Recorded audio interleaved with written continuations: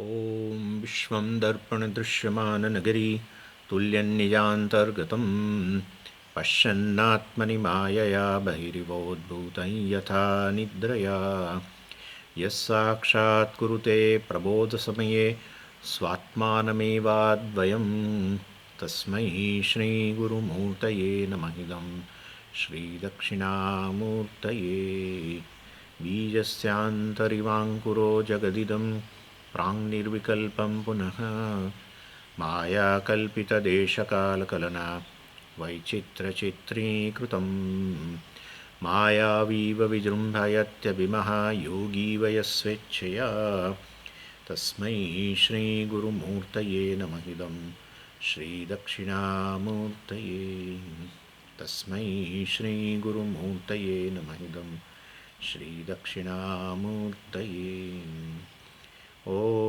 सहना भवतु सहनौ भुनक्तु सह वीर्यङ्करवावहै तेजस्विनावधीतमस्तु मा विद्विषावहै ॐ शान्तिः सदाशिवसमारम्भां शङ्कराचार्यमध्यमाम् अस्मदाचार्यपर्यन्तां वन्दे गुरुपरम्पराम् ॐ पार्थाय प्रतिबोधितां भगवता नारायणेन स्वयं व्यासेन ग्रथितां पुराणमुनिना मध्ये महाभारतम् अद्वैतामृतवर्षिणीं भगवतीम् अष्टादशाध्यायिनीम् अम्ब त्वामनुसन्दधामि भगवद्गीते भवद्वेषिणीम् यं ब्रह्मा वरुणेन्द्ररुद्रमरुतः स्तुन्वन्ति दिव्यैस्तवैः वेदैः साङ्गपदक्रमोपनिषदैः गायन्ति यं सामगाः ध्यानावस्थिततद्गतेन मनसा पश्यन्ति यं योगिनः यस्यान्तं न विदुःसुरासुरगणाः देवाय तस्मै नमः देवाय तस्मै 18मा अध्यायમાં 51મો શ્લોક बुद्ध्या विशुद्धया युक्तः धृत्यात्मानं नियम्य च शब्दादीन् विषयान् त्यक्त्वा रागद्वेषौ व्युदस्य च ઘણો સમય થઈ ગયો એટલે હવે ફરી પાછો આ 51મો શ્લોક જરા આપણે રિપીટ કરી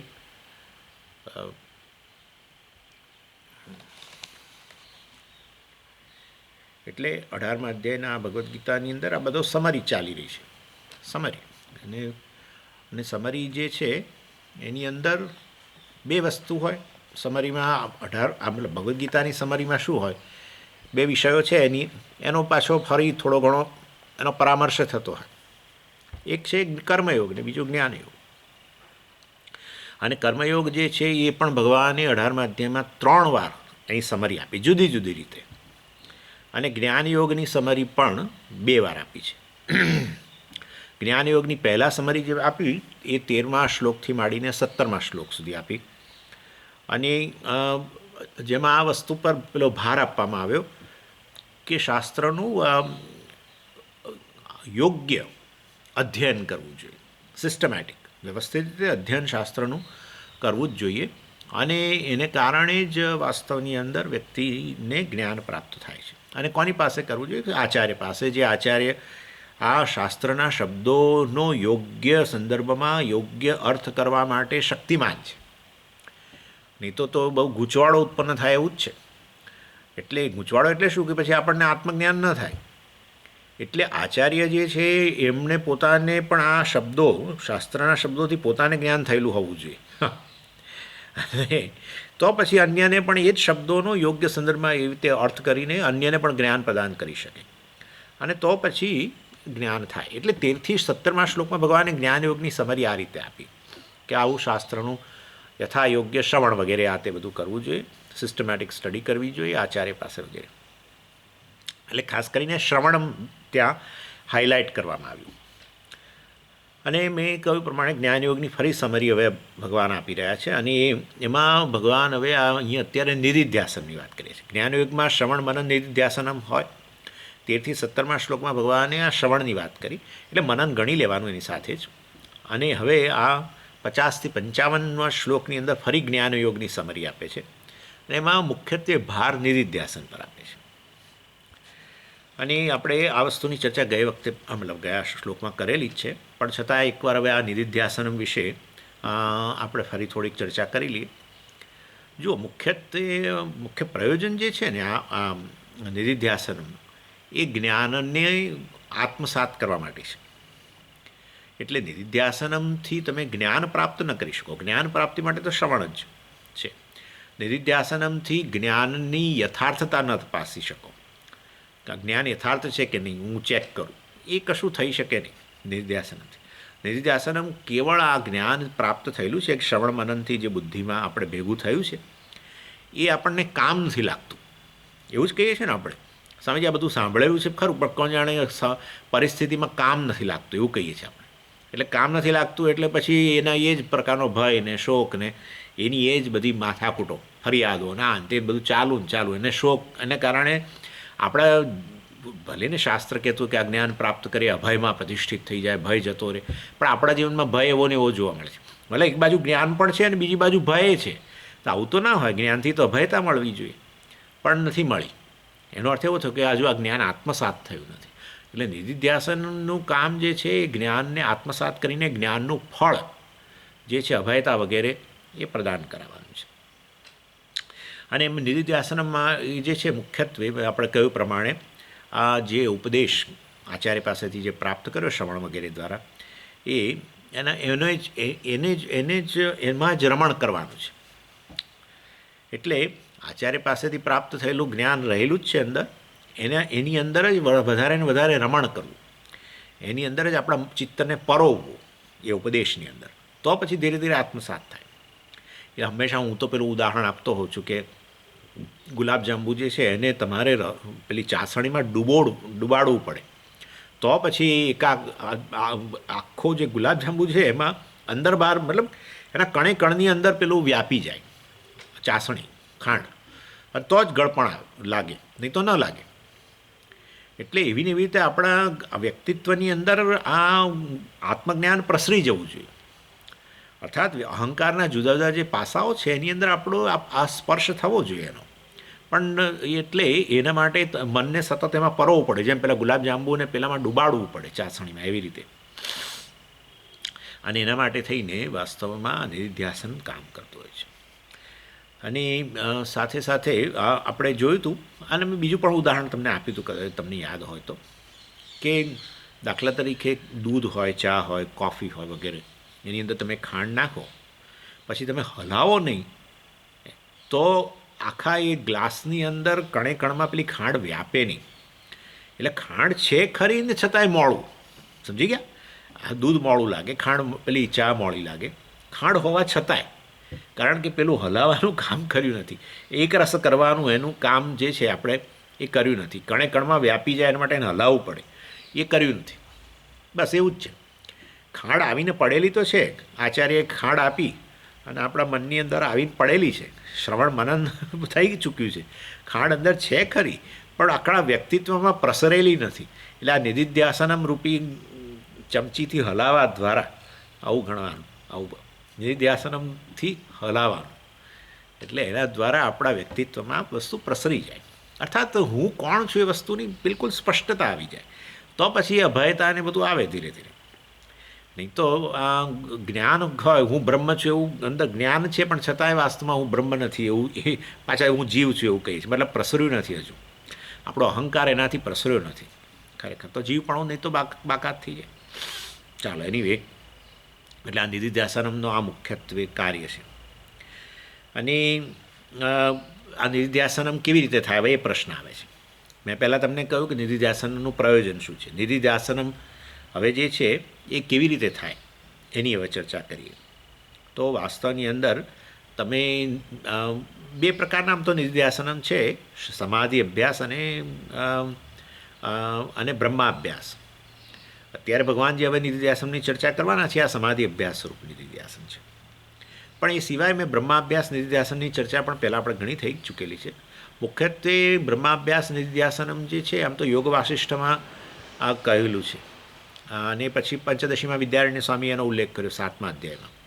તત્કથનમ તત્ચિંતનમ તત્કથનમ અન્યોન્યમ તત્પ્રબોધનમ એતદેક પરત્વમ ચ બ્રહ્માભ્યાસમ વિદુર્બુધાઃ એવું કહ્યું. તત્ચિંતનમ એટલે તમે તમારું જે શ્રવણ કરીને જે નોટ્સ તમારી પાસે છે એના પર ચિંતન કરો. શ્રવણ કરેલો ડેટા તમારા મનમાં બધો હાજર હોય તો પછી નોટ્સની જરૂર નથી, પણ એવું બને નહીં કોઈ દિવસ.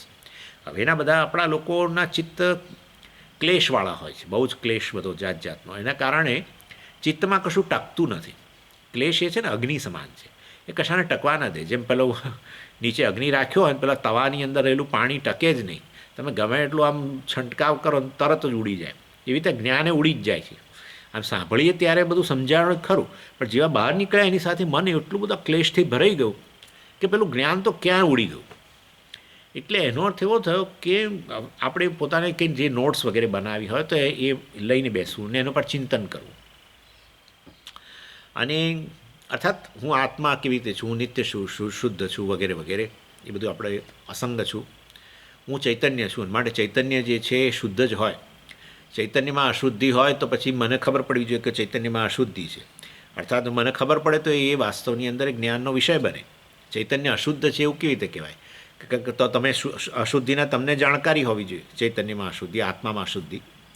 તો મને આત્મામાં અશુદ્ધિ છે એવું ખબર હોય તો મારે એ અશુદ્ધિ જ્ઞાનનો વિષય બન્યો. તો અશુદ્ધિ જ્ઞાનનો વિષય બન્યો તો અનાત્મા હોય. આત્મા ક્યારેક જ્ઞાનનો વિષય બને? ઇન શોર્ટ, આ રીતે અસંગ છું કોઈ પણ વસ્તુથી, કારણ કે સમગ્ર જગત મિથ્યા છે, શરીર મન બુદ્ધિ મિથ્યા છે. માટે એ આ સત્ય આત્માને સ્પર્શી શકે નહીં. અને આપણો અનુભવ પણ છે કે આ શરીર મન બુદ્ધિ કે એના ગુણધર્મો છે એનાથી એ બધા લય પામી ગયેલા હોય તો પણ મારું અસ્તિત્વ છે. મતલબ કે એ બધા ગુણધર્મોથી હું આત્મા કદી ખરડાતો જ નથી વગેરે. પુણ્ય પાપથી ખરડાતો નથી. એ બધી વસ્તુઓ અહંકારને અંતર્ગત છે. અહંકાર એ મારું વાસ્તવિક સ્વરૂપ નથી. હું અહંકારને વ્યાપીને રહેલો છું. અહંકાર મારામાંથી ઉદય પામે છે અને લય પામે છે. અને અહંકાર તો સતત વિકારી છે. જાગ્રત અહંકાર, વેકર જાગ્રત પુરુષ, અને પછી સ્વપ્ન પુરુષ અને સુષુપ્ત પુરુષ. એમાં પણ અહંકાર અવ્યક્ત બને છે. એનો હું તો સાક્ષી છું. જે વ્યક્ત થાય અવ્યક્ત થાય એનો હું સાક્ષી છું વગેરે. તો જ કહી શકું કે આ અવ્યક્ત થયો, નહીં તો કેવી રીતે થાય? એટલે અહંકાર ખરેખર મારા અનુભવનો વિષય છે. હા, અહમપણું રહેતું નથી સ્વામીજી ઊંઘમાં. તમને ખબર છે, મને ખબર છે. એટલે બધાના અનુભવનો વિષય છે. તો પછી એ અનુભવ કરનારો એ અહંકારનો એ સાક્ષી હોવો જોઈએ, ચેતન સાક્ષી જ હોવો જોઈએ. એટલે આ રીતે હું તો અસંગ છું. અહંકારને બધી અનેક પ્રકારના ગુણો દોષોથી ખરડાયેલો છે, પુણ્ય પાપથી ખરડાયેલો છે. અહંકાર પ્રારબ્ધને અધીન છે. એ સુખ દુઃખનો અનુભવ કરે છે. એ પ્રમાતા છે. પ્રમાતાપણું એ જતું રહે છે. જુઓ, પ્રમાતા પ્રમેય વિષય હોય તો પ્રમાતા, પ્રમેય વિષય લય પામી ગયો, દેશ કાળ બધી વસ્તુઓ, તો પ્રમાતા પણ રહેતો નથી. પ્રમાતા નથી રહેતો માટે હું નથી રહેતો એવું નથી. માટે વાસ્તવમાં હું પ્રમાતા છું, ભલે કહેતો હું જાગ્રતમાં, પણ એ તો ભ્રમ છે. ખરેખર તો હું પ્રમાતાનો સાક્ષી છું. માટે અહમને કોની સાથે જોડવો જોઈએ? સાક્ષીની સાથે જોડવો જોઈએ. કારણ કે એક જ વસ્તુ સત્ય છે, બાકી પ્રમાતાપણું પણ સત્ય નથી. અને જાગ્રતનો પ્રમાતા અને સ્વપ્નનો પ્રમાતા જુદા જુદા છે. બહુ સરળ બધું, કેટલું બધું છે જુઓ. આવું બધું ચિંતન કરવું, આનું નામ ચિંતન. એટલે પણ આ તો તમે બધું પટપટ બોલો છો સ્વામીજી, પણ અમે તો કેવી રીતે ચિંતન કરીએ? તો નોટ્સ રાખો. નોટ્સ તો રાખીને ચિંતન થાય ને. તત્ચિંતનમ તત્કથનમ. અને અન્યને પકડો, કોઈકને. હા, ખાલી વેદાંત શબ્દ બોલે એટલે એને પકડી લો. એને કહે કે હું તને બોચીમથી પકડું છું, હવે જવા નહીં દઉં, આટલું કહી દો એને. ના હું તો જતો રહીશ. ના સાહેબ, ચા પાણી આપ જો જે કહો તે, પણ આપ બેસો. આપ વેદાંત શબ્દ બોલ્યા એટલે મારે પ્રવચન આપે જ છૂટકો છે એમ કહીને એને બલીનો બકરો બનાવીને પણ એને બધું કહો. ઇન શોર્ટ, ખરેખર તત્ચિંતનમ તત્કથનમ, ડિસ્કશન. ચાલો, શેરિંગ ધ નોલેજ, એટલે પ્રદાન કરવું અન્યને, ટીચિંગ, અથવા તો ગ્રુપ ડિસ્કશન. 2-4 મિત્રો ભેગા થઈને એક ટૉપિક લઈને એના પર ચર્ચા. અમેરિકામાં હવે બધા ગ્રુપ બહુ ચાલે છે, ગીતા વિચાર ગ્રુપ. એવી રીતે અહીંયા બહુ નથી ચાલતા. એમાં ઘણીવાર તકલીફ પડે છે જોકે, કારણ કે એમાં એક વ્યક્તિ જે હોય છે એને એમ છે કે મારી પાસે જ જ્ઞાન છે, અને એ કોઈ પણ ચર્ચા થતી હોય એ તરત જ પૂર્વપક્ષ ઊભો કરે. એ પૂર્વપક્ષી બની જાય આપોઆપ. કોઈએ એને બનાવ્યો નથી, એ જાતે નક્કી કરે હું પૂર્વપક્ષી. કારણ કે બાને પોતાની બુદ્ધિમત્તા દેખાડે ને, એટલે આ દંભ કરવાનો પણ એક મોકો મળી જાય ઘણા લોકોને. એટલે આ એક ખોટી વસ્તુ છે. ઘણીવાર પછી અંદર ચર્ચા કરવા બેસે ને ત્યારે એટલા બધા આર્ગ્યુમેન્ટ કરે કે જે ભગવદ્ ગીતામાં ભગવાને કહ્યું છે તો ક્યાંય બાજુ રહી ગયું અને ક્યાંથી ક્યાં પહોંચી જાય તમે જુઓ તો. એટલે ચર્ચા વગેરે ક્યાંથી ક્યાં થઈ હોય ચર્ચા શરૂઆત થાય અહીંયા ભગવદ્ ગીતાના પેલા કર્મયોગથી. કર્મયોગ બાકી રહી જાય અને કોવિડ પર પહોંચી જાય. આવું છે બધું. કર્મયોગથી કોવિડ. હા, એટલે એક ગ્રુપનો લીડર હોય અને એ બહુ સાવધાન હોય અને એની પાસે જ્ઞાન પણ હોય, એટલે બધા પ્રશ્નોનું પછી છેવટે એ સમાધાન કરે. અને આવું બધું થતું હોય કર્મયોગથી કોવિડ તરફ કોઈ ભાગતું હોય તો એને પકડીને પાછું લઈ આવે. આવું બધું હોય. પણ ગ્રુપ ડિસ્કશન પણ સરસ વસ્તુ છે નિધિધ્યાસન માટે, જ્ઞાનને આત્મસાત કરવા માટે. કારણ કે જ્યારે તમે ચર્ચા કાઢો ત્યારે વસ્તુ પછી સરફેસ પર આવે, આપણા અંતઃકરણમાં પાછી આમ સપાટી પર આવે, નહીં તો દબાયેલું જ રહે બધું. હા, એટલે સાંભળેલું છે બધું છે, દબાયેલું જ, પણ દબાયેલું રહે એટલે કામ ના આવ્યું અને પાછું સપાટી પર લાવવું પડે. એટલે તચ્ચિંતનમ તત્કથનમ અન્યોન્યમ પ્રબોધનમ શેરિંગ, ડિસ્કશન મેં જે તમને કહ્યું તે. કથનમ એટલે અન્યને કેવું, અર્થાત એને ઉપદેશ આપવો. ચિંતનમ એટલે કોઈ ન હોય તો આપણે આપણી રીતે, હું અહંકાર નથી, બેસીને ચિંતન કરું. જેવા બેસશો ને એટલે અહંકાર જાગૃત થશે. હા, જાગૃત થાય. કયો અહંકાર જાગૃત થાય? હું પિતા છું, કારણ કે પેલો પુત્ર યાદ આવે અને પુત્રના કારસ્થાનો અને પુત્રીના કારસ્થાનો અને પતિના કારસ્થાનો અને પેલા સાસુજીના કારસ્થાનો, બધા કારસ્થાન એક મનમાં આવે અને આપણા મનને કબ્રસ્તાન બનાવી દે. એટલે પેલું પછી એટલે બધા, હું અહંકાર નથી, આ મારું વાસ્તવિક સ્વરૂપ છે. અહંકારનો સાક્ષી છું. અહંકાર મારાથી અભિન્ન છે, મારામાં ઉત્પન્ન થાય છે, મારામાં શમી જાય છે. જેવી રીતે પેલું તરંગ જળમાંથી ઉત્પન્ન થાય, તરંગ એમાં જ શમી જાય. એવી રીતે એક નામરૂપ છે અહંકાર. તો પિતા પુત્ર વગેરે બધું એક નામરૂપ છે. આ કશું હું છું જ નહીં, કોઈ નામરૂપ છું જ નહીં, પિતા નથી, પુત્ર નથી. એટલે એ તો ત્યાં કહેવામાં આવ્યું નિર્વાણ ષટકમની અંદર, કેવું સરસ કહ્યું. માતા નથી, પિતા નથી, પુત્ર નથી, ગુરુ નથી, શિષ્ય નથી. એટલે આ રીતે વાસ્તવની અંદર આ પ્રકારે ચિંતન કરો, અન્યને કથન કરો, અથવા ડિસ્કશન કરો, અથવા નોટ્સ લખો, નોટ્સ વાંચો, અથવા સાંભળો. આ બધા નિધિધ્યાસનના પ્રકાર છે. એટલે સ્વામીજી તમે કહો છો કે આખો દિવસ ચિંતન કરો, પણ અમે આખો દિવસ તો કે અમે થોડા નિધિધ્યાસનમાં બેસીએ આમ કરીને, અમે તો હું તો 15 મિનિટ બેસું, એનાથી વધારે આમ હું તો બેસી ના શકું. કોણે કહ્યું પણ તમે બેસો? સમાધિ અભ્યાસ નિધિધ્યાસનની જરૂર નથી, પણ આવા પ્રકારના નિધિધ્યાસન જે છે એ ઘડીકમાં પાછો અત્યારે એમ કલર, એટલે પાછું અત્યારે ઉજાશ આવ્યો, હમણાં પાછું એકદમ ડાઉન થયો. હા જુઓ, પાછું ડાઉન થઈ ગયું. એટલે હવે ખબર નહીં આ શું ચાલે છે બધું. આ બધી ભગવાનની માયા છે, ગણજો. એટલે ઘડી સ્વામીજી પાસે એકદમ કાળા કાળા દેખાવા માંડે, પછી કે સ્વામીજી ગોરા ગોરા દે. પણ એ મારી કળા નથી, આ ઝૂમની કળા છે આ તો બધી. ઓકે, એટલે કહેવાનો આશય એવો છે કે બ્રહ્માભ્યાસ અને બ્રહ્માભ્યાસમ વિદુહુ બુધાહા, જ્ઞાની લોકો જે છે અને બ્રહ્માભ્યાસ રૂપી નિધિધ્યાસન કહે છે. ચાલો, અને આ બધા જે નિધિધ્યાસન છે એમાં છેવટે મુખ્ય વસ્તુ સમજવાની છે કે આપણું મન કોઈ પણ રીતે આ ઉપદેશની સાથે જોડાયેલું રહે. ક્લાસમાં જેમ જોડાય છે એમ ક્લાસ પછી પણ જો જોડાય તો નિષ્ઠા આવે. ક્લાસમાં જેમ જોડાઈ જાય છે મન, કેવું ચિંતન કર્યા કરે છે આત્માની આજુબાજુ, જેમ પેલા આચાર્ય બોલતા જાય એમ આપણે આત્માની આજુબાજુ આપણું મન ફર્યા કરે છે. એવી રીતે ક્લાસ પછી કેવી રીતે રાખવું સ્વામીજી? તો આ બધું છે. સાંભળો, વાંચો, ડિસ્કસ કરો. કોઈને મેં કહ્યું પ્રમાણે શિકાર બનાવીને એને ઉપદેશ આપવા માંડો. એને કહી દો તમે મારા શિષ્ય. પેલા કે મેં તમને ગુરુ બનાવ્યા નથી, તે બનાવ્યા કે ના બનાવ્યા, પણ મેં તો તને શિષ્ય બનાવી દીધું, એમ કહી દો.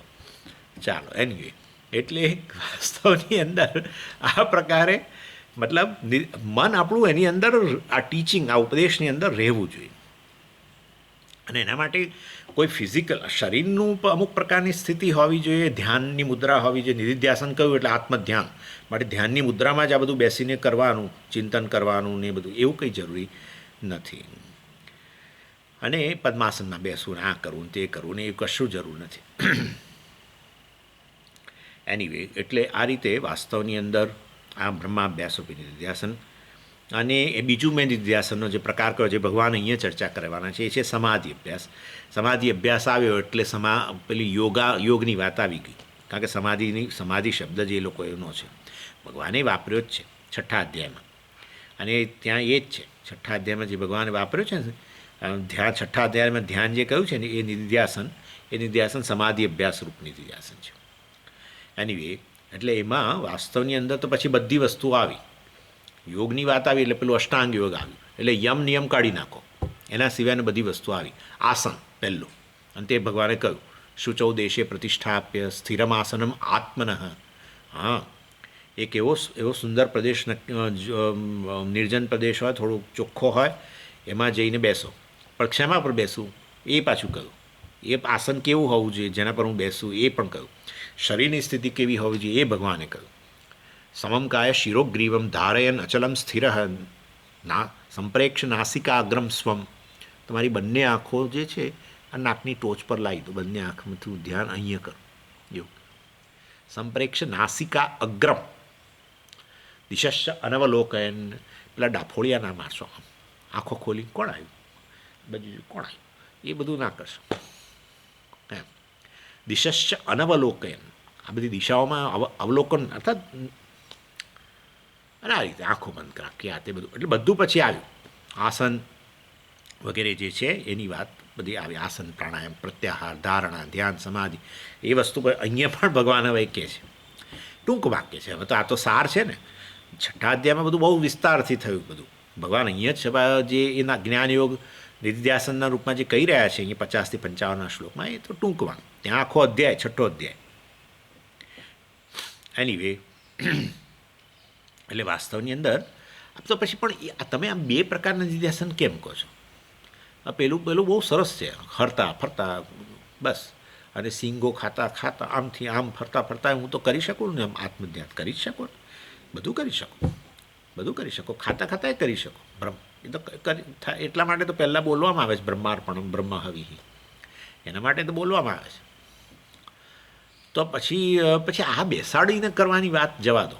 ના, ઘણીવાર એવું છે કે તમે નિધિધ્યાસન ન કરી શકો, પણ ધ્યાન ન કરી શકો, પણ તમે એ મુદ્રામાં બેસો ને, અને પછી આ બધું ઇન્દ્રિયોને વાળી લો, આ કરી લો, તે કરી લો, તો વળી પાછું ધ્યાન થવા માંડે. એટલે ઘણીવાર આપણું મન ફોકસ ન થતું હોય આત્મામાં, તો પછી આ બધી વસ્તુનો સહારો લેવાનો. માટે સમાધિ અભ્યાસ નિધિધ્યાસન પણ જરૂરી છે. 15 મિનિટ 20 મિનિટ, એનાથી વધારે નહીં. એટલે એ વાસ્તવની અંદર આપણે એની જરૂરિયાત છે. અને સમાધિ અભ્યાસ એ ભગવાને છઠ્ઠા અધ્યાયમાં જે કહ્યું તે અહીંયા ટૂંકમાં જ કહી રહ્યા છે.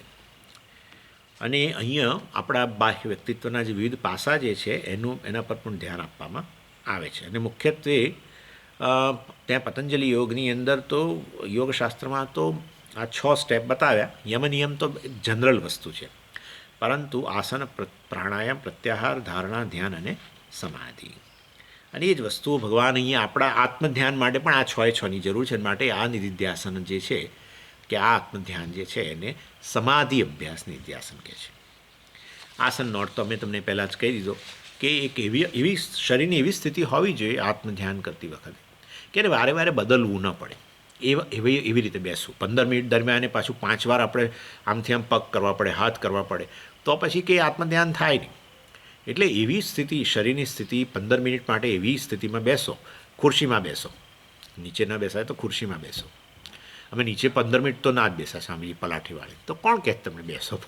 એટલે તમે ઉપર બેસો, ખુરશી પર બેસો, વાંધો નહીં. અને મતલબ કે એ કમ્ફર્ટેબલ, અને પછી સ્ટેડી પોસ્ચર જેને કહેવાય. સ્ટેડી એટલે એ પ્રકારનું, પછી એમાં બદલાવ ઘડી તો એ બદલો, એનો અર્થ કે તમારું ત્યાં ધ્યાન ગયું. તો ત્યાં ધ્યાન ગયું હોય તો મતલબ કે આત્મધ્યાન થતું નથી. એટલે આસનની એ સ્થિતિ હોવી બહુ જરૂરી છે કે જેમાં તમે શાંતિથી, સ્વસ્થતાથી બેસી શકો. જેટલો સમય ધ્યાન કરો, એમાં 15 થી 20 મિનિટ કે જે પણ હોય. અને આ બધી ચર્ચા ખરેખર તો ત્યાં થયેલી છે, પણ હું તમને ખાલી યાદ કરાવું છું અહીંયા. અને મુખ્યત્વે આ પાંકા વળીને નહીં બેસવું, સૂઈ નહીં જવું, આમ બહુ આડા નહીં પડવું. આડા એટલે આમ શરીરને આમ જરા વધારે થોડું રિક્લાઇન, આમ પેલું કહે ને એવું પ્રકારનું નહીં, કારણ કે આ બધામાં ઊંઘાવાના ચાન્સીસ બહુ જ છે. એટલે પછી આજુબાજુ હોય મુક્તાત્મા તો પછી પાણી છાંટે તમારી આંખ પર ઠંડુ, અથવા તમારા માથા પર અભિષેક કરે ઠંડાનો, તો પછી ઊંઘ જ ના આવે. જો એકવાર ઠંડુ પાણી તમારા માથા પર સ્વામી રેડી દે તો યાદ રાખો કે ફરી ધ્યાન દરમિયાન કદી ઊંઘ નહીં આવે તમને. ઠંડુ પાણી શિયાળાની અંદર, યાદ રાખો. વાસ્તવની અંદર એ એ એ પેલા એના ભય માત્રથી આ ઊંઘ આવે જ નહીં, કે જો ઊંઘી ગયા આપણે ધ્યાન કરતાં કરતાં તો હમણાં આવીને પાણી રેડશે, એટલે ઊંઘ ના આવે પછી. એનીવે એટલે વાસ્તવમાં આમ જસ્ટ જોકિંગ. એનીવે એટલે સમમકાય શિરોગ્રીવમ વગેરે બધી વસ્તુ જે ત્યાં ચર્ચા કરી એ વસ્તુ આપણે અહીંયા ધ્યાનમાં લાવવાની. ચાલો, એટલે આસન પતી ગયું. અષ્ટાંગ યોગમાંથી યમ નિયમ તો કાઢી જ નાખ્યા છે. આસન પછી હવે શું આવે? પ્રાણાયામ. અને પ્રાણાયામની એ પણ વાત ભગવાને જ કરી છે, આપણે ખાલી યાદ કરવાની છે. અહીંયા પ્રાણાપાનવ સમૌ કૃત્વા ભગવાને કહ્યું. નાસાભ્યંતરચારીનો આ નાસિકામાંથી અંદર બહાર આવી રહેલો જે આશ્વાસ ઉચ્છ્વાસ જે છે એને સમમ બનાવો, એને ઇક્વલ બનાવો, અર્થાત એને પ્રાણાયામ વગેરે દ્વારા એને સમ બનાવો. કારણ કે પ્રાણને અને મનને સંબંધ છે. હા, પ્રાણને અને મનને સીધો સંબંધ રહેલો છે. અને માટે જો પ્રાણ ડિસ્ટર્બ થયા, પ્રાણ વિષમ, શ્વાસ ઊંડા, મતલબ શ્વાસ બહુ ઝડપથી ચાલતા હોય અને ઝડપથી અંદર આવતા હોય, તો પછી એનો અર્થ એવો થયો કે તમારા પ્રાણ ડિસ્ટર્બ થયેલા છે બહુ, તો પછી તમારું મન પણ સાથે ડિસ્ટર્બ થઈ જાય. માટે પ્રાણને સમ બનાવી દો. જે સામાન્ય ગતિથી પ્રાણને અપાન જે છે એને એને એનું નિરીક્ષણ કરો, અથવા પ્રાણાયામ વગેરે દ્વારા, ખાસ કરીને અનુલોમ વિલોમ વગેરે દ્વારા તમે એને સમ બનાવી શકો છો. અને તો તમારું મન પણ હવે આત્મધ્યાન માટે તૈયાર, ફોકસ થઈ જાય. એનીવે પછી એટલે અને આ વસ્તુ તમે જોઈ શકો છો કે એટલે ભલા 5મા અધ્યાયના અંતમાં આ વસ્તુ ભગવાને કહી, પ્રાણાપાનવ સમૌ કૃત્વા નાસાભ્યંતરચારીનો. 6ઠા અધ્યાયની શરૂઆત એકચ્યુઅલી 5મા અધ્યાયમાં થઈ, તમે જાણો છો.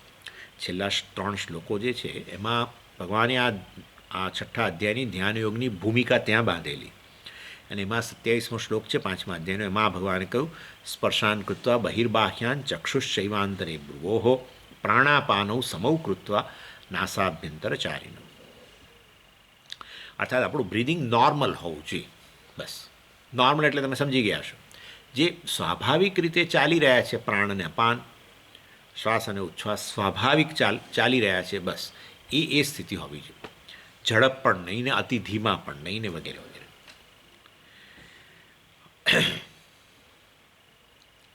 ચાલો, પછી આસનની વાત થઈ, પ્રાણાયામની વાત થઈ. પછી અને એટલે તમે જુઓ પ્રાણાયામ, આ તો ખાલી યાદ કરાવું તમને કે કોઈ પણ પૂજા વગેરે બધું કરતા હોઈએ છે ને, એમાં આ પ્રાણાયામ પહેલાં, ઇવન યજ્ઞ વગેરેમાં કોઈ પણ પૂજા ધાર્મિક કાર્ય શરૂ કરો તો એમાં પહેલું પ્રાણાયામ તો આવશ્યક છે. કારણ કે પછી પૂજા વગેરેની અંદર તમે તેથી તમારું મન ઈશ્વરનું ધ્યાન કરી શકે, એમાં રહી શકે, ત્યાં રહી શકે. જેવું તમે નાક દબાવો ને એટલે મન જ્યાં હોય ને, મન અમેરિકા ગયું હોય, પણ જેવું નાક દબાવો એટલે સીધું આશ્રમમાં આવીને હાજર થઈ જાય, અહીંયા આવીને હાજર થઈ જાય. ગમે ત્યાં મન ગયું હોય એને તમારે બોલાવી લેવું હોય તો કોઈ બૂમ પાડવાની જરૂર નહીં, નાક દબાવો. જેવું નાક દબાવ્યું કે કામ શરૂ થઈ ગયું તમારું, માનજો. એટલે બહુ ગજબનો સંબંધ છે પ્રાણ અને મનને. એટલા માટે અહીં પ્રાણાયામની વાત કરી. એટલે આપણે આત્મધ્યાનમાં આવશે. ઈશ્વર ધ્યાન માટે તો મેં તમને કહ્યું પ્રમાણે પૂજા વગેરે કોઈ પણ ધાર્મિક કાર્યમાં પ્રાણાયામ પહેલાં કરતા જ હોય છે. એટલે ઓમ ભૂહુ, ઓમ ભુવઃ, ઓમ સુવઃ, ઓમ મહઃ, જમ જનઃ, ઓમ તપઃ સત્યમ વગેરે વગેરે. અને પછી એ રીતે બહાર કાઢવા શ્વાસને. પછી પેલો ગાયત્રી મંત્ર બોલે, તત્સવિતુર્વરેણ્ય વગેરે વગેરે. અને પછી આપો જ્યોતિ રસોમૃતમ બ્રહ્મ ભૂર્ભુવઃ સ્વરોમ એમ કરીને બહાર કાઢે. એટલે ભૂહુ ભુવઃ બોલતા શ્વાસ અંદર લેવાનો, ગાયત્રી મંત્ર બોલતા એને પકડી રાખવાનું. કુંભક, પૂરક, કુંભક અને રેચક. આપો જ્યોતિ રસોમૃતમ બ્રહ્મ ભૂર્ભુવઃ સ્વ વગેરે. આ રીતે 3 વાર કરાવે છે પ્રાણાયામ. શેમાં? પૂજા પહેલાં, યજ્ઞ પહેલાં વગેરે. ઇન શોર્ટ બહુ મહત્ત્વની વસ્તુ છે. આપણે એને બહુ ગણકારતા નથી, પરંતુ અને આપણે કમ્પ્લેન કરતા હોઈએ છીએ, આપણા મન વિશે બહુ કમ્પ્લેનો કરીએ છીએ. આ સમજ બહુ ફરે છે, બહુ ફરે છે. નાક દબાવી દો સીધું, નાક દબાવી, શ્વાસ નહીં લે, નાક એટલે પૂરેપૂરું દબાવી જ દેવાનું, તરત મન હાજર થઈ જશે. ચાલો, એ વસ્તુ થયું. એટલે બે પત્યા સ્ટેપ, આસન અને પ્રાણાયામ. ક્યાં પત્યા? 6ઠ્ઠા અધ્યાયમાં. અહીંયા સાર અપાઈ છે એમ કહું છું. 6ઠ્ઠા અધ્યાયમાં બધું વાત ચર્ચા, ભગવાને બધા સ્ટેપ, સમાધિ અભ્યાસ, નિધિધ્યાસનની વાત ત્યાં કરી છે. એટલે એ અહીંયા એનો સાર આપણે જોઈ રહ્યા છીએ. અને પછી ત્રીજું સ્ટેપ જે છે વાસ્તવની અંદર એ પ્રત્યાહાર. અને પ્રત્યાહાર વગેરે જે છે જેની અંદર આપણા ઇન્દ્રિયો વગેરેને વાળી લેવાની. પણ એ ભગવાને ક્યાં કહ્યું જ છે ને, સ્પર્શાન કૃત્વા બહિર્બાહ્યાન ચક્ષુશૈવાંતરે ભ્રુવો. આ ચક્ષુ જે છે બધે ચારે બાજુ ફરે છે, બહુ ચંચળ છે. ચક્ષુ અતિ ચંચળ છે, એટલે ચક્ષુને ઢાંકો, એના પર પડળ લાવી દો. અને કાં તો ના, પણ હું તો આંખો બંધ નહીં રાખી શકું, તો પછી અહીંયા ધ્યાન કરો. બંને ચક્ષુની નજર અહીંયા, સંપ્રેક્ષ નાસિકાગ્રમ સ્વમ, અર્થાત ચક્ષુ ચૈવાંતરે ભ્રુવો. બીજો પણ ભગવાને ઉપાય બતાવ્યો, ભ્રુવો મધ્યે, એટલે આ ભ્રુ એટલે આપણી આ આંખોની જે પાંપણો એની વચ્ચે જેનો ભાગ છે ત્યાં આ ચક્ષુને કેન્દ્રિત કરો, અર્થાત આંખો બંધ કરીને ત્યાં ધ્યાન કેન્દ્રિત કરો. આમ પ્રત્યાહારની વાત કરી. પ્રત્યાહાર એટલે ઇન્દ્રિયનો સંયમ. આ રીતે આ ઇન્દ્રિયને તો બંધ ન કરી શકાય. બીજી ઇન્દ્રિય છે સ્વાદેન્દ્રિયને બંધ રાખીએ.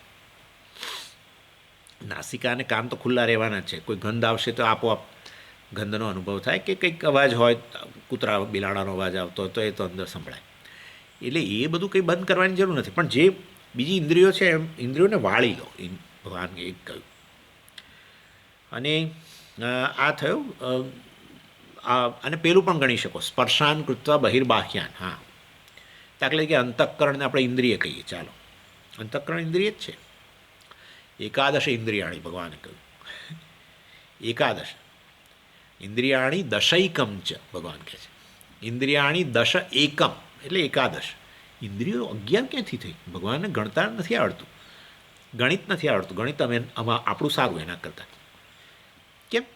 કારણ કે આ બધી ઇન્દ્રિયો ત્યારે જ છે જ્યારે મન એની પાછળ હોય. નહીં તો ક્યાં છે?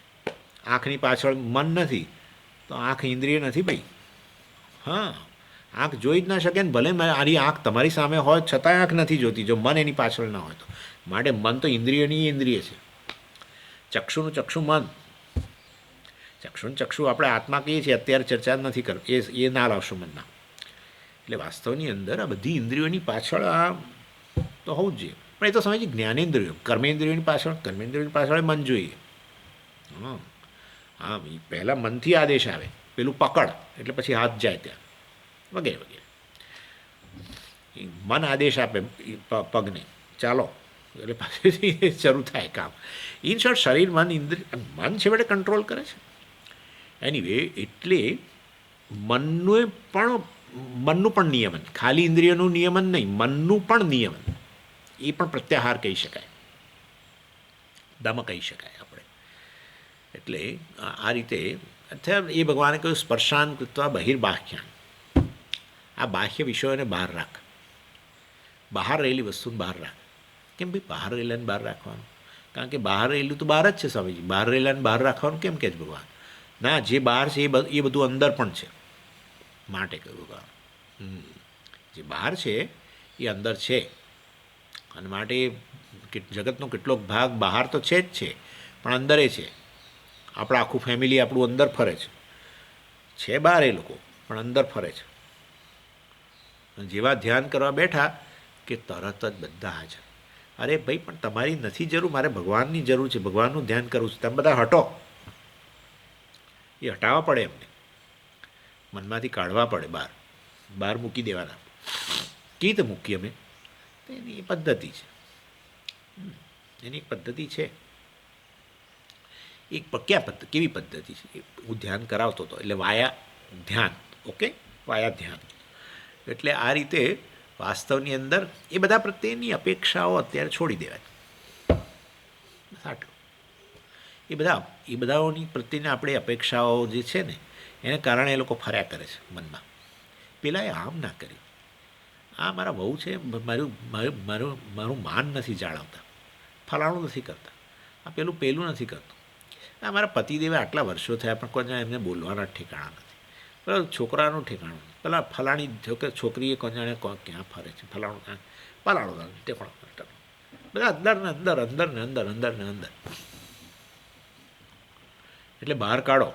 એને બહાર કાઢશો તો મનમાં આવે પછી આત્મધ્યાન કે ઈશ્વર ધ્યાન, જે કરવું હોય, સગુણ બ્રહ્મનું ધ્યાન કે નિર્ગુણ બ્રહ્મનું ધ્યાન, તો થશે. એટલે એ બધું આ પ્રત્યાહારને અંતર્ગત ગણી શકો. ચાલો પછી ધારણા. હવે અનાત્મ વિષયમાંથી મન નીકળી ગયું, સરસ, અને શરીર મન બુદ્ધિ બધામાંથી નીકળી ગયું. શરીર સમજ, પણ તમે તો પેલા બધાની વાત કરતા હતા. શરીર તો હજુ મનમાં આયા જ કરે છે. શરીર માટેની અપેક્ષાઓ છે એ છોડી દો અત્યારે. શરીરના ઊંચાઈ માટે, જાડાઈ માટે, કલર માટે કંઈક અપેક્ષાઓ હોય છે આપણને. હમણાં વજન વધી ગયું છે. મને ભગવાને સ્ત્રીને બદલે પુરુષ બનાવ્યો તો સારો. આ સ્ત્રીનો જન્મ દખ છે, દખ. એક જણમાં કહે છે દખ. ભગવાન દખ શું વસ્તુ, ક્યાં સુધી વિચારતો રહ્યો દખ. પછી ખબર પડી કે સ્ત્રીના જન્મમાં દુઃખ રહેલું છે, દખ નહીં. પણ એ તો બોલે, હખ નથી આવવા દેતા, એટલે પછી દખ, હખ અને દખ. સાને બદલે હ વાપરે, એટલે સખ એટલે સુખ અને દખ એટલે દુઃખ.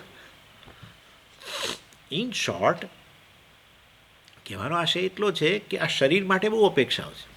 શરીર અસ્વસ્થ બને એટલે આપણે કેટલું આપણે આપણી જાત સાથે લડ્યા કરતા હોઈએ છીએ, જાતની જ ફરિયાદ. આ મેં એ દિવસે આ ના જમ્યો હોત ને સારું થાય, એમાં માથાકૂટ થઈ, એમાં અમારું શરીર બગડ્યું, એમાં આમ થયું, પલાણું થયું. તો હવે શરીર મનમાં છે, બીજા બધા પેલા બધા નીકળી ગયા તો શરીર મનમાં ફરે છે, તોય કામ ન થાય. ઇન શોર્ટ આ આપણે એટલે બધું આ કરીએ છીએ. ધ્યાન આપણે જ્યારે કરીએ શિબિરોમાં ત્યારે તમે જોજો આ બધું આવું ચિંતન કરીએ છીએ. ઇન શોર્ટ ઇન્દ્રિયો જે છે, અને બીજો પણ એક સરસ રસ્તો છે, બહુ સરસ રસ્તો છે. મનને તમારે અહીંયા જ રાખવું હોય ને તો એક સરસ રસ્તો એ છે, બહુ મજાનો રસ્તો છે. મનને ફરવાની બહુ ગમે છે તો આપણે ફરવા લઈ જઈએ. બસ એને ફરવાનું શોખ હોય ને, તમે એને નહીં ફરવાનું નથી તો પછી તો કે જાઓ, હું તને હવે બેસવા દઉં, તું મને કહેજે એમ. એટલે એટલે વાસ્તવની અંદર મનને બહુ ફરવાનો શોખ હોય ને તો એને ફેરવીએ. ચાલો ક્યાં ફેરવીએ? બહાર નહીં તો રખડી પડશે. તો મનને અહીંયા ફેરવાનું. એટલે આપણે પેલું કરીએ છીએ હા કે ભાઈ આપણા શરીરનો સ્પર્શ કરો, માનસિક સ્પર્શ. એટલે મનને કહે તું શરીરનો સ્પર્શ કર. એટલે આ કપાળથી માંડીને આ ચળકતી ટાલથી માંડીને છેક પગના તળિયા સુધી આ સ્પર્શ, માનસિક સ્પર્શ કરાવી. એટલે પેલું મન અહીંયા ને અહીંયા જ ફરે. બહારના વિષયોમાંથી અહીંયા આવી ગયું અને ફરવું હતું તો ફર્યું એ ખરું, એટલે પછી શાંત થયું. એટલે વાસ્તવની અંદર અને પછી સ્પર્શેન્દ્રિય જે છે એને આપણે અનુભવ વધારે સભાન બનીએ. મતલબ એનીવે, એટલે આ બધી ટેકનિકો છે. એટલે આ બધું તમે એને અહીંયા પ્રત્યાહારના અંતર્ગત ગણી શકો, કારણ કે બધામાં દ્વારા આપણે ઇન્દ્રિયોનું નિયમન કરીએ છીએ, મનનું નિયમન કરી રહ્યા છીએ. અને હવે બધામાંથી છૂટ્યું મન તો પછી હવે ધારણા. હવે ધારણ કરો. કોને? આત્માને. હું સાક્ષી ચૈતન્ય છું, આવી ધારણા કરો. અને અર્થાત હું સાક્ષી, અર્થાત મારા થકી બધું ભાસે છે. હું સર્વનો પ્રકાશક છું. હું જાણું છું બધાને, અને સર્વનો સાક્ષી હું છું. જગતનો કોઈ વિષય મારો સાક્ષી નથી, પણ હું સર્વનો સાક્ષી છું. આ મનનો પણ હું સાક્ષી છું, અન્યના મનનો પણ સાક્ષી છું, આ ઇન્દ્રિયનો સાક્ષી છું, આ દેહનો સાક્ષી છું, વગેરે વગેરે. અન્ય દેહનો પણ હું સાક્ષી છું, આ કાળનો સાક્ષી છું, જગત દેશનો સાક્ષી છું. આ રીતે સર્વનો હું સાક્ષી માત્ર છું. અને હું સાક્ષી છું, હું સૂર્ય સમાન છું. આપણે વિવેક ચૂડામણી ચર્ચા કરીએ છીએ ને અત્યારે. હું સૂર્ય સમાન છું, અર્થાત સાક્ષી છું. એટલે હવે હું સાક્ષી બનું એમ. એટલે લોકો આમ સાક્ષી બને છે, આમ જાણે ભાઈ સાક્ષી બનવાનું નથી, તમે છો. હા, તમે ચૈતન્ય છો, માટે તમે ચૈતન્ય હોવા માત્રથી સમગ્ર જગતના સાક્ષી છો. દેશ કાળ બધી વસ્તુઓ તમારાથી અભિન્ન છે ને બધી પ્રકાશિત થઈ રહી છે. હા, તમે કશું પ્રકાશિત કરતા નથી. જો હવે હું એને પ્રકાશિત કરું, અરે કશું પ્રકાશિત કરવાની જરૂર નથી. તમે સૂર્ય સમાન છો. સૂર્ય કોઈને પ્રકાશિત કરતો જ નથી. સૂર્ય કહે છે હું મારી જાત સાથે છું. બસ મારી સન્નિધિથી આખું જગત પ્રકાશ છે. હા, આ સાક્ષી ભાવને બહુ સમજો વ્યવસ્થિત રીતે. હા, સાક્ષી ભાવ નથી લાવવાનો. સાક્ષી ભાવ એટલે હું જીવ છું ખરો, પણ અત્યારે હું સાક્ષી ભાવ લાવું, મનમાં સાક્ષી ભાવ લાવું. આ બધું છોડી દો. તમે સાક્ષી છો જ, તમે સ્વયં પ્રકાશ છો, સ્વયં સિદ્ધ છો. તમારી હાજરી માત્રથી આ બધું અભિન્ન જગત, તમારાથી જે અભિન્ન જગત છે આપોઆપ જ પ્રકાશે છે. તમે એટલે વાસ્તવમાં તમે ભાસો છો અને સમગ્ર જગત અનુભાસે છે. પશ્ચાત બધું પ્રકાશી રહ્યું છે તમારી સન્નિધિથી. ચાલો એનીવે, અને આ રીતે મનને ધારણા એટલે મનને ફિક્સ કરો, હવે આત્મધ્યાનમાં ફિક્સ કરો. અને પછી એ ધારણ કરો, મતલબ આ રીતે કે હું સાક્ષી વગેરે છું, અને પછી એને જાળવો. એટલે કેટલોક સમય માટે જાળવો એટલે શું સમજીએ? જાળવો એટલે શું? એટલે હું સાક્ષી છું એ જળવાઈ રહેવું છે. હા, પણ તો પછી હું સાક્ષી છું, હું સાક્ષી છું એવો જપ કરવો પડશે તો જ જળવાશે, નહીં તો કેવી રીતે જળવાય? ના, હું સાક્ષી છું એ વિષયને વિસ્તાર કરો. ના, વિચારો તો બદલાય. હું સાક્ષી છું, હું સાક્ષી છું. સ્વામીજીએ કહ્યું કે હું સાક્ષી છું એને ધારણ કરી રાખો અને એને જાળવો. હું સાક્ષી છું, હું સાક્ષી છું, હું સાક્ષી છું. આ તો જપ થઈ ગયો, કંઈ મદદરૂપ નહીં થાય. હું સાક્ષી છું. હવે ચિંતન કરો આગળ. સાક્ષી ચૈતન્ય છું. ચૈતન્ય એટલે હું સ્વયં પ્રકાશ છું. હું છું ને હું ભાસું છું. સમગ્ર જગત મારી પાછળ ભાસે છે. આ સમગ્ર જગત અને હું ખરેખર સૂર્ય અને જગત વચ્ચે સંબંધ છે એવો નથી. સૂર્ય જુદો છે, જગત જુદો છે. એક રીતે હું સૂર્ય સમાન છું કે મારી સન્નિધિથી જ આખું જગત ભાસે, એવી રીતે હું સૂર્ય સમાન છું. પણ જગત મારાથી અભિન્ન છે, જે દ્રષ્ટાંતમાં ન લાગુ પડી શકે. અને માટે સમગ્ર જગત મિથ્યા છે. જે અનુભાસે છે એ મિથ્યા છે. હું સત્ય છું, હું સદાય ભાસું છું. જગત ભાસે છે, નથી ભાસતું. ભાસે છે, નથી ભાસતું. જાગ્રત કાળે જગત ભાસે છે કારણ કે હું ભાસું છું. સરસ. જગત નથી ભાસતું, દેશકાળ સહિતનું જગત, પણ હું ભાસું છું, હું સત્ય છું, મારો બાદ થતો નથી, વગેરે વગેરે. આ રીતે આનું નામ ધારણા, આનું નામ ધ્યાન. ધારણા એટલે હું સાક્ષી ચૈતન્ય છું એ ફિક્સ કરો અને પછી એને જાળવો. આ રીતે અનેક વૃત્તિઓ દ્વારા. પણ આ બધું તમે બોલો છો સ્વામીજી, અમને તો ખબર નથી. તો નોટ્સ રાખો જોડે, નોટ્સ રાખીએ. પણ આ તમે તો આંખો બંધ કરવાનું કહ્યું છે, તો પછી હજુ વધારે જરા બધું સ્પષ્ટ કરો. હા, શ્રવણ કરો વધારે, કે જેથી આ વસ્તુ સ્પષ્ટ થાય, થોડું ઘણું ટકે. એટલે આ ધારણાને ફિક્સિંગ, મતલબ આ આત્મધ્યાનમાં ફિક્સ કરવું મનને, અને પછી એને જાળવવું. એટલે ધારણા અને ધ્યાનમાં આટલો ભેદ છે, સમજો.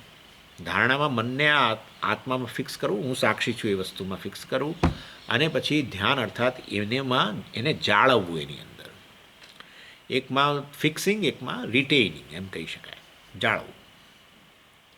અને કેમ જાળવવાનું કેમ બોલ્યા તમે? કારણ કે ભાઈ હવે એમાં પ્રયત્ન તો જોઈશે.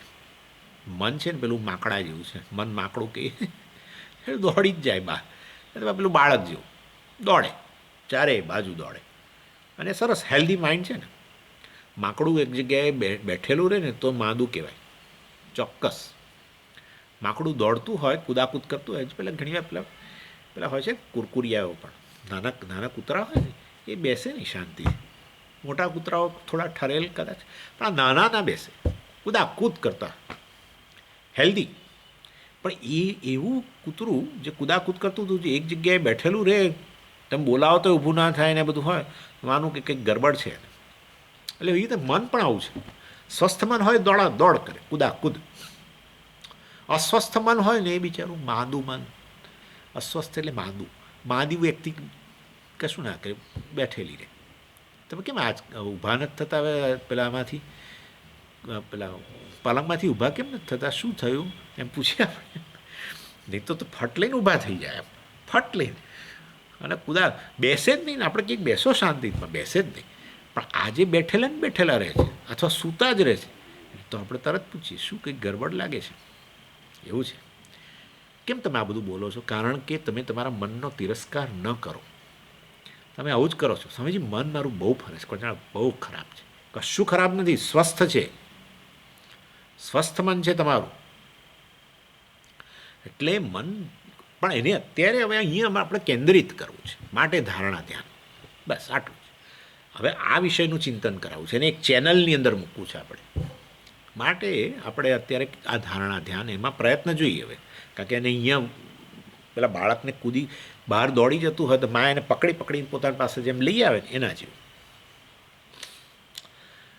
અને પછી આ ધારણા અને ધ્યાન આવી રીતે જાળવશો થોડોક વખત માટે, પણ હું સાક્ષી છું એમાં હું તો નહીં જાળવી શકું. પણ કોણ તમને કહે છે? આત્મ વિષયક કોઈ પણ વસ્તુ લો, હું અસંગ છું, ચાલો પછી એ શરૂ કરો 5 મિનિટ પછી કે હું નિત્ય છું, હું ચૈતન્ય સ્વરૂપ છું, જ્ઞાન સ્વરૂપ છું, આ સત્યમ જ્ઞાનમ અનંતમ બ્રહ્મ એ હું જ છું, હું બ્રહ્મ છું. બ્રહ્મ એટલે જે સર્વવ્યાપી છે, હું જ સર્વવ્યાપી છું. ચૈતન્યથી જ બધું વ્યાપ્ત છે. કેમ ચૈતન્યથી વ્યાપ્ત છે? જેવી રીતે પ્રકાશથી બધું વ્યાપ્ત છે. તમને બધી વસ્તુઓ દેખાય છે અહીંયા અત્યારે હોલની અંદર? હા, દેખાય છે ને મને. તો પછી પ્રકાશથી વ્યાપ્ત છે. That's all. તમે વસ્તુને જોયા કરો છો, પણ તમે પેલો પ્રકાશ એના પર જે પથરાયેલો છે એને જોતા નથી, એ તમે એની ગણતરી કરતા નથી. પણ આ જ પ્રકાશની ગેરહાજરી હોય તો આમાંની એકે વસ્તુ તમને દેખાવાની નથી આ હોલની અંદર. તો આ હોલમાં બધું જણાઈ રહ્યું છે, તો પ્રકાશ પણ રહેલો જ છે. ઇનફેક્ટ તમે પ્રકાશને પહેલાં જુઓ છો ને પછી પેલી વસ્તુને જુઓ છો. પ્રકાશ ન જોતા હો તો વસ્તુ આવે જ નહીં. ઇનફેક્ટ પેલો પ્રકાશ પરાવર્તિત થઈને તમારી આંખમાં આવે છે વસ્તુ પર પડીને, અને એને તમે જુઓ છો, પણ તમે એની નોંધ નથી લેતા. એવી જ રીતે આ આ જગત ભાસી રહ્યું છે, દેશ કાળ બધી વસ્તુઓ તમે ભાસી રહી છે, એનો અનુભવ થઈ રહ્યો છે, તો પછી ચૈતન્યથી વ્યાપ્ત છે. ચૈતન્ય પ્રકાશ છે, ચૈતન્યથી જ વ્યાપ્ત છે. માટે હું તો બ્રહ્મ છું, સર્વને વ્યાપીને રહેલો છું, દેશને કાળને બધી વસ્તુઓને વ્યાપીને રહેલો છું. એ બધું મારાથી અભિન્ન છે. એ ચૈતન્ય હું છું, માટે સમગ્ર જગત મારાથી અભિન્ન છે, અને એ જગત મિથ્યા છે, હું સત્ય છું, વગેરે વગેરે. એટલે આ રીતે અનેક પ્રકારે તમે આ ધારણા જુદી જુદી કરો, અહમ વિષયક, આત્મ વિષયક, અને પછી એને થોડો સમય જાળવો આ રીતે એનું ચિંતન કરીને, એના પર થોડું ચિંતન કરીને, એની વ્યાખ્યાઓ લખીને આ રીતે. સાક્ષી એટલે પછી શું? એટલે મેં તમને કહ્યું કે આ બધું શ્રવણથી સ્પષ્ટ થયું હોય તો, નહીં તો નહીં. શ્રવણથી હવે સાક્ષી કે સ્વામીજી કહે છે, પણ સાક્ષી એટલે શું? તો પછી હવે પાછું ભાઈ શ્રવણ શરૂ કરો, ઊભા થઈ જાઓ, શરૂ કરો, સાંભળવાનું શરૂ કરો. હા, આ મિથ્યા સ્વામીજી બોલ કરે છે, મને ખાલી એક આ સત્ય મિથ્યા નથી સમજાતું, બાકી બધું મને સમજાય છે વેદાંતમાં. વેરી ગુડ, બહુ સરસ. રામ અને રાવણ ખબર ના પડી કોણ છે રામ ને કોણ રાવણ, બધું આખું રામાયણ સમજાઈ ગયું, પણ રામ રાક્ષસ કે રાવણ રાક્ષસ એ મને નથી સમજાયું. પેલા કહે છે કે પેલા કથાકાર કહે છે કે રામ એ રાક્ષસ નહીં ને રાવણ એ રાક્ષસ નહીં, હું રાક્ષસ તને કથા કરનાર, એના જેવી સ્થિતિ, એના જેવું થઈ ગયું હોય. એટલે એના જેવી વાત છે. ઇન શોર્ટ, આ સ્પષ્ટતા નિધિધ્યાસન ત્યારે જ શક્ય બને જ્યારે શ્રવણ મનનથી જ્ઞાન સ્પષ્ટ થઈ ગયું હોય. પરંતુ પેલી પ્રતિબંધોને કારણે આપણે હજુ એ જ્ઞાન આત્મસાત થયું નથી. એ પ્રતિબંધોની નિવૃત્તિ કરવા માટે આ નિધિધ્યાસન છે. ચાલો, એનીવે, એટલે આ રીતે પછી આ રીતે તમે જ્યારે મનને આ રીતે જાળવો ને આ બધા આત્મવિષયક ચિંતનની અંદર, નિત્ય છું, આ છું, તે છું વગેરે, પછી મન આપોઆપ જ મારે, એનું નામ સમાધિ. મન આપોઆપ આત્મવિષયક ચિંતનમાં રમણ કર્યા કરે તો એનું નામ સમાધિ. સમાધિ કંઈ બહુ મોટી વસ્તુ નથી, પણ આ પ્રકારે એને સમાધિ કહેવાય. અને આની ચર્ચા ભગવાને 6ઠા અધ્યાયમાં બહુ વિસ્તારથી કરી. આત્મસંસ્થમ મનઃ કૃત્વા ન કિંચિદપી ચિંતયેત. ભગવાને કહ્યું આત્મા વિષયક ચિંતન, આત્મસંસ્થમ મનઃ આત્મસંસ્થમ, મનને આત્મા વિષયક ચિંતનની અંદર પરોવીને ન કિંચિદપી ચિંતયેત, બીજી અન્ય કોઈ વસ્તુનું ચિંતન ન કરીશ. એવું ભગવાને કહેવું જ ન જોઈએ. બીજી મન પછી છેવટે આ ધારણા ધ્યાનથી તૈયાર થયેલું મન જે છે, આત્મવિષયક ચિંતન છોડીને બીજી વસ્તુનું ચિંતન કરતું જ નથી. એ સ્થિતિને સમાધિ કહેવાય. આ વસ્તુ થઈ ગઈ. યતો નિશ્ચરતી, પેલો 25મા શ્લોકમાં ભગવાને કહ્યું 6ઠા અધ્યાયમાં, આત્મસંસ્થમ મનઃ કૃત્વા. પછી 26મા શ્લોકમાં પાછું ભગવાને આ સમાધિની વાત કરી. યતો નિશ્ચરતી મનશ્ચંચલમ સ્થિરમ તતસ્તતો નિયમ્યૈતત આત્મન્યેવ વશમ નહીં. તે એ ધ્યાનની ચર્ચા થઈ. યથા દીપો નિવાતસ્થ નેંગતે સોપમા સ્મૃતા યોગીનામ યત ચિત્તસ્ય યુંજતો યોગમાત્મન. પહેલાં ધ્યાનની વાત કરી, પછી પાછું ફરી સમાધિની વાત કરી. યથા દીપ નિવાતસ્થ, પેલો દીવો જેમ એક નિર્જન પ્રદેશ, એટલે જ્યાં વાત એટલે વાયુ, વાયુ ન વાતો હોય એવા પ્રદેશમાં મૂક્યો હોય, અથવા આપણે પેલો દીવો મૂકીને પછી એના પર પેલું મૂકી દઈએ છીએ ને કે જેથી પવનની જરા પણ અસર એના પર ન થાય, તો તમે જોજો પેલી એની જે વાટ જે પેલું જે ફ્લેમ હોય જ્યોત એ બિલકુલ ન હાલે, એકદમ સ્થિર. ભગવાન કહે છે એનું અંતઃકરણ આવું થઈ ગયું છે, સ્થિર. એમ એટલે બિલકુલ ચિંતન જ ન કરે, અંતઃકરણ બિલકુલ કશી વસ્તુનું કોઈ કશું ઇવન આત્મ વિષયક ધ્યાન પણ છોડી દે. આવું જો થઈ જતું હોય તો ડૉક્ટરને બતાવજો. આવું થઈ જતું હોય ને તો ડૉક્ટરને બતાવજો. જો મન ચિંતન કરવાનું એની પ્રવૃત્તિ છે, એનો સ્વભાવ છે, એ છોડીને જડ બની જાય તો પછી ડૉક્ટરને બતાવવું પડે. હા, બહુ જ માદું, અતિશય માદું થઈ ગયું હતું. તો તમે તો કહો છો જેવી રીતે પેલો દીવો એકદમ નિર્જન પ્રદેશમાં હોય, જ્યાં બિલકુલ પવન ન હોય એવા પ્રદેશમાં મૂક્યો હોય ને કેવી એની જ્યોત જરા પણ ન હાલે, એકદમ સ્થિર થઈ ગયું હોય, એવી જ્યોત સમાન આ સમાધિવાળું મન જે છે એ મન આવું થઈ જાય છે. આત્મા વિષયક ચિંતનની અંદર ડૂબી જ જાય. આવું બને ખરું? આવું બને જ છે. તમારો ગમતો વિષય હોય છે ત્યારે મન ડૂબી જ જાય છે. કેટલાક લોકો રસોઈ કરતા હોય, સ્વામીજી આવવાના છે તો કંઈક રસોઈની અંદર એવા ડૂબી જાય કે સ્વામીજીને આવવાનો ટાઈમ થઈ ગયો તો એ ના ખબર પડે. 2 કલાક 3 કલાક નીકળી ગયા, પણ પેલું કરે મનની અંદર જ.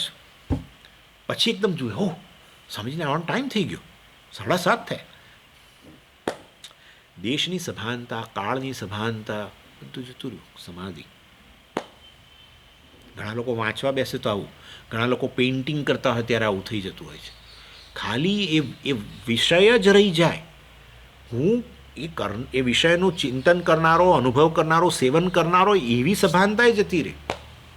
ખાલી રસોઈનો પેલી આઈટમ જ રહી જાય, આપણે એને બનાવનારા છીએ એવી સભાનતાએ જતી રહે ઘણી વાર.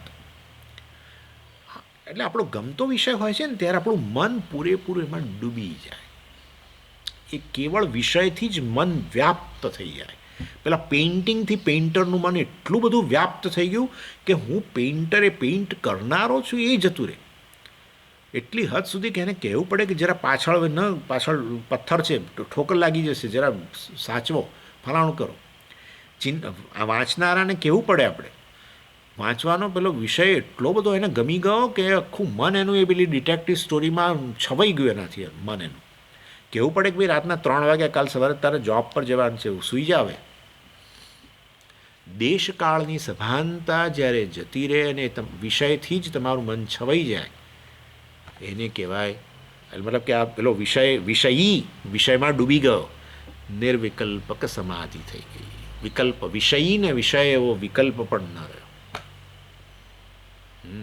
એટલે સમાધિ કોઈ બહુ અદ્ભુત વસ્તુ છે એવું કશું નથી. આ છે જ, ખાલી આત્મ વિષયમાં આપણું નથી. એનીવે, એટલે કહેવાનો આશય એવો છે અહીંયા કે આ સમાધિ વગેરે જે છે એની અંદર આ રીતે આપણું ચિત્ત પૂરેપૂરું ડૂબી જતું હોય છે. હું બ્રહ્મ છું, હું વાસ્તવની અંદર આ શરીરથી વિલક્ષણ આત્મા છું વગેરે એ ધારણા કરી અને પછી ધ્યાન કર્યું. અને ધ્યાનમાં પણ પ્રયત્ન હતો, પણ પછી હવે તો મન એમાં રહેવા માંડ્યું. અને એ રીતે વાસ્તવમાં છેવટે સ્વાભાવિક સ્થિતિ થઈ ગઈ મનની કે હવે આ આત્મવિષયક આત્મામાં જ રમણ કરે છે. એ નિર્વિકલ્પ સમાધિ કહી શકો એને. એટલે આ પછી આપણે સમજી શકીએ છીએ. અને આવું પણ અનનિધ્યાસન કહી શકાય. આ પ્રકારે ધારણા, ધ્યાન, સમાધિ એ પહેલાં પેલું પ્રત્યાહાર વગેરે. મુખ્ય વસ્તુ ધારણા, ધ્યાન ને સમાધિ એ જ નિધ્યાસનનો પ્રકાર. ને આવું સક્સેસફુલ સફળતાપૂર્વક આવું નિધ્યાસન જો કરવું હોય તમારે, તો તમારું શ્રવણ પાક્કા પાયાનું જોઈએ. કેમ? કારણ કે શ્રવણ અને નિધિધ્યાસનમાં ફેર જ નથી, કોઈ ફેર નથી. એક નાનો જ ફેર છે. શ્રવણની અંદર આચાર્યની મદદથી તમારું મન આત્મવિષયક ચિંતન કરે છે. નિધિધ્યાસનમાં આચાર્યની મદદ વગર તમારું મન આત્મવિષયક ચિંતન કરે છે. That's all. કોઈ ફેર નહીં. માટે શ્રવણમાં જ્યારે આચાર્યની મદદથી કરી રહ્યા હોવ આ ચિંતન, આત્મચિંતન, આત્મવિચાર, તે તમારે ઇફેક્ટિવ બનાવી દેવું જોઈએ. અથવા તો એટલું કરવું જોઈએ કે તમારા મનમાં સાક્ષી આમ સ્ફુરે ને તમને એના વિષયક બધું સ્ફુરવા માંડે. હું નિત્ય છું એ વસ્તુ તમારા મનમાં ખાલી આવે અને તમારે બધું નિત્ય એટલે શું, કેવી રીતે હું નિત્ય છું વગેરે બધું સ્ફુરવા માંડે. પણ એવું એ બધી વસ્તુ કેવી રીતે શક્ય બને? શ્રવણ આચાર્યએ તમને સમજાવ્યું કે હું કેવી રીતે આત્મા કેવી રીતે નિત્ય છે, એ તમને સમજાવ્યું છે ને. તો હવે નિધિધ્યાસનમાં તો તમારે જાતે કરવાનું છે. નિધિધ્યાસનમાં તો આચાર્ય આવીને બેસે નહીં. હા, આચાર્ય ક્યાંથી આવીને બેસવાના છે? એ તમારે જાતે કરવાનું છે. અને માટે વાસ્તવની અંદર આ વસ્તુ શ્રવણ, એટલા માટે શ્રવણ પર આટલો બધો ભાર આપવામાં આવે છે. અને શ્રવણને જ્યારે આત્મવિષયક ચર્ચા થઈ રહી હોય ત્યારે બરાબર ધ્યાન આપીને વસ્તુને સમજો કે આ આચાર્ય હું નિત્ય છું, આત્મા નિત્ય છે, એના માટે શું શું આર્ગ્યુમેન્ટ કરી રહ્યા છે, કેવી રીતે સમજાવે છે, કેવી રીતે મને સ્પષ્ટ કરે છે કે આત્મા નિત્ય છે, કેવી રીતે મને સ્પષ્ટ કરે છે કે આત્મા અસંગ છે. આ વસ્તુને બરાબર ધ્યાનમાં લો. ન પણ સમજી પાછું મારા મનમાંથી જતું રહેશે. તો નોંધ કરો, નોટ્સ લખો પહેલાં, અને એ વાંચો પતી ગયા પછી, અને વસ્તુને સ્પષ્ટ કરો. સ્પષ્ટ થઈ ગઈ હોય તો બીજાઓને સમજાવો, બીજા સાથે ચર્ચા કરો, તો વધારે સ્પષ્ટ થશે, વધારે એ વસ્તુની તમારી વાસના દ્રઢ થશે. અને પછી નિધિધ્યાસનમાં બેસો તો જરૂર તમારું મન એમાં જ રમણ કરશે. નથી બહાર જતું રહેશે તો ધ્યાન પ્રયત્નથી અને પાછું લાવો ત્રીજે દિવસે, ચોથે દિવસે, પાંચમે દિવસે લાવો. એક દિવસ જોશો કે હવે મન જેવા બેઠા કે શરૂ કરે છે. અને પછી તો એવી સ્થિતિ આવે કે તમે બહાર આવો ને, નિધિધ્યાસનમાંથી બહાર આવી જાઓ ને, પછી તમારું મન હજુ એ જ ચિંતન કરે છે, હું નિત્ય છું, અસંગ છું. આ સમાધિ જ છે. આ તો સમાધિ. યથાદીપો નિવાતસ્થ ન ઇંગતે સોપમા સ્મૃતા ન ઇંગતે. ભગવાન યોગીનામ યતચિત્તસ્ય. આ બધા યોગીઓ છે. આવું ધ્યાન થઈ શકે, મતલબ યોગી જેનું ચિત્ત હવે કેવળ આ વિષયમાં રમણ કરે છે. આ વસ્તુ આ કોઈ બહુ ઊંચો સમજીએ, આ તો બધી બહુ ઊંચી વાત, કોઈ ઊંચી વાત નથી. મનની જ આ ક્ષમતા છે. મનની આ ક્ષમતા છે. આપણે જે તે વિષયની અંદર જેમાં આપણને રસ હોય છે, જેમાં પ્રેમ હોય છે, એની અંદર ડૂબી જ જાય છે. એને બહાર કાઢવું પડે છે, અથવા બીજા બહાર કાઢે છે આપણને. અને માટે એ વસ્તુ આ આત્મધ્યાનમાં પણ શક્ય છે. ચાલો, એની વે એટલે આત્મધ્યાન એટલે વાસ્તવની અંદર જે શ્રવણમાં આપણે જે કરેલું છે એ જ વસ્તુ અહીંયા નિધિધ્યાસનમાં છે. કેવળ આચાર્ય નથી ત્યાં, એટલું જ વાત રહેલી છે. અને એટલે આ એક આચાર્ય બહુ સરસ કહે છે કે શ્રવણ વગેરે જે છે એમાં તમે રેકોર્ડિંગ કરો છો, રેકોર્ડિંગ ચાલે છે. અને નિધિધ્યાસન જે છે એની અંદર એ રેકોર્ડ કરેલું આપણે પ્લે કરીએ છીએ. બસ આટલો જ તફાવત છે. જે રેકોર્ડ થયેલું છે એને પ્લે કરવું એનું નામ નિધિધ્યાસન, અને રેકોર્ડ કરવું એનું નામ શ્રવણ. ઓકે. અને માટે જો પ્રોપર રેકોર્ડ નહીં થયું હોય તો પછી પ્લે નહીં થાય બરાબર. એટલે રેકોર્ડ થયેલું ઘણીવાર બ્લેન્ક, સમજી રેકોર્ડ જ ના થયું, તમે પ્રવચન કર્યું પણ રેકોર્ડ જ ના થયું, આવું એ બને. આખો ક્લાસ જતો રહે, કશું રેકોર્ડ ના થાય, બીજું મન ક્યાંનું ક્યાં ચાલતું, રેકોર્ડ જ ના થાય ને કશું. અને પછી આપણે રૂમમાં જઈને પ્લે કરીએ, ખાલી બ્લેન્ક આવે, કશું જ નહીં. એટલે રેકોર્ડિંગ ઇન્સ્ટ્રુમેન્ટ જે છે અને પેલા જે શબ્દો વગેરે એનું રેકોર્ડિંગ થવું જોઈએ. એટલે આ રીતે નિધિધ્યાસનમ અને શ્રવણ વચ્ચેનો કોઈ ઝાઝો ભેદ નથી, એ મેં પણ તમને વાત કરી. અને આ રીતે જ્યારે વ્યક્તિ હવે તમે સમજી શકો છો નિષ્ઠા વ્યક્તિ મને કેવી રીતે આરામથી નિષ્ઠા, આ બોલ્યો એ જ નિષ્ઠા થઈ ગઈ. એનું મન આ રીતે રમણ કરી રહ્યું છે કે હું નિત્ય છું, હું શુદ્ધ છું, હું અસંગ છું, આ છું, તે છું, ચૈતન્ય છું, સર્વનો સાક્ષી છું. આ રીતે સતત રમણ કરતું રહે તો પછી જ્ઞાન નિષ્ઠા કેમ ન હોય?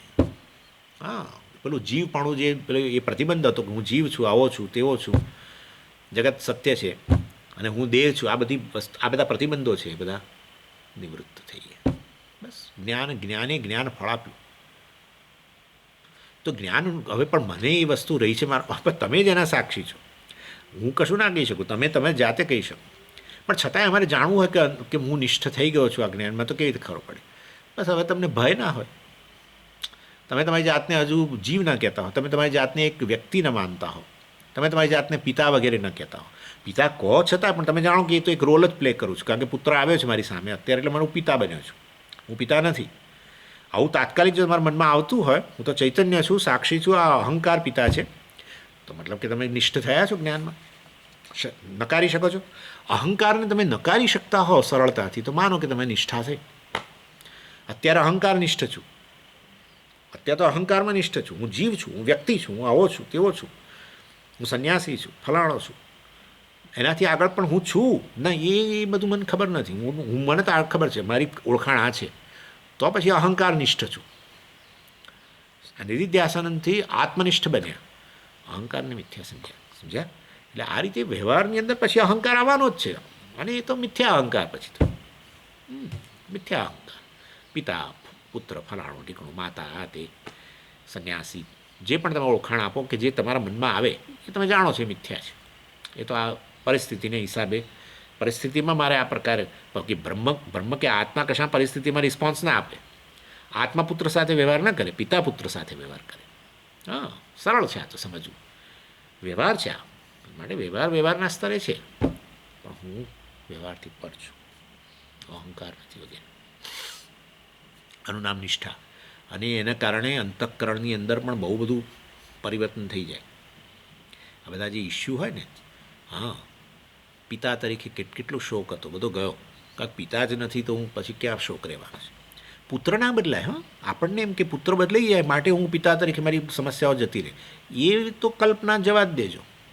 કોઈ બદલાતું નથી, સિવાય કે વ્યક્તિ પોતે ઈચ્છે કે હું બદલાઉં, તો જ બદલાય, નહીં તો ના બદલાય. આપણે શું કરીએ છીએ, લોકોને મચડીએ, પેલાને ટાઈટ કરું, પેલાને ટાઈટ કરું, પેલાને ટાઈટ કરું. કોઈને ટાઈટ ન કરશો, તમે આ ટાઈટપણામાંથી મુક્ત થઈ જાઓ. હા, અહંકાર એટલે ટાઈટ, છોડો. હું અહંકાર છું જ નહીં, આ સત્ય વસ્તુ છે, હકીકત છે કે હું અહંકાર નથી.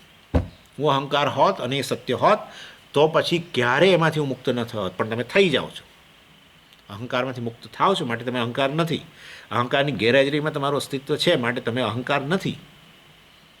તમે અહંકારના પણ સાક્ષી છો. અહંકાર તમારામાંથી જ ઉદય પામે છે જાગ્રત કાળે, અને સમી જાય છે તમારામાં જ. આ રીતે વાસ્તવની અંદર પિતા પુત્ર ફલાણું ઢીકણું બધું વાસ્તવની અંદર એક વ્યવહારના સ્તરે છે. જ્યાં સુધી છે વ્યવહાર, જ્યાં સુધી દેહમાં આ રીતે મતલબ અહંકાર રહેલો છે, ત્યાં સુધી આ બધો વ્યવહાર છે. અહંકાર મિથ્યા છે, દેહ મિથ્યા છે, અને સામે રહેલું બધા પુત્ર વગેરે બધા મિથ્યા છે. સમગ્ર જગત મિથ્યા છે. સર્વનું અધિષ્ઠાન હું, સર્વને વ્યાપીને હું રહેલો છું, હું સત્ય છું, ચૈતન્ય છું. આ રીતે વાસ્તવમાં આનું નામ નિષ્ઠા. એટલે ભગવાને 50મા શ્લોકની અંદર તો આ ઇન્ટ્રોડક્શન આપી નિધિધ્યાસનની, અને 51મા શ્લોકની અંદર ભગવાન હવે આ બધા નિધિધ્યાસનના મેં જે તમને તબક્કાઓ કયા ને બધા, આસન ધારણા ધ્યાન, હા, બધા પ્રત્યાહાર વગેરે, એની ભગવાન વાત આ 51મા શ્લોકમાં કરે છે. અને એ હવે આવતી વખતે હું કરીશ, કારણ કે 51મો શ્લોક પહેલાંય લઈ લીધો છે, આ વખતે તો પત્યો નહીં, પાછો રિપીટ કરવાનો તો તોય ના પત્યો, ચાલશે, કંઈ વાંધો નહીં. ઓમ પૂર્ણમદ પૂર્ણમિદં પૂર્ણાત પૂર્ણમુદચ્યતે પૂર્ણસ્ય પૂર્ણમાદાય પૂર્ણમેવાવશિષ્યતે. ઓમ શાંતિ શાંતિ શાંતિ. હરિ ઓમ શ્રી ગુરુભ્યો નમઃ. હરિ ઓમ.